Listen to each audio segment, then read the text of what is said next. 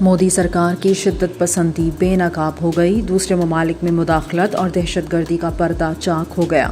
عالمی خفیہ ایجنسی نے بھی کینیڈا میں سکھ رہنما کے قتل میں بھارت کے ملوث ہونے کی تصدیق کر دی۔ غیر ملکی خبر رساں ایجنسی کے مطابق امریکہ، آسٹریلیا، نیوزی لینڈ، برطانیہ اور کینیڈا پر مشتمل فائیو آئیز نامی تنظیم نے کہا ہے کہ کینیڈا کے شہری اور سکھ رہنما ہردیپ سنگھ نجار کے قتل میں بھارت کے ملوث ہونے کے ٹھوس ثبوت موجود ہیں۔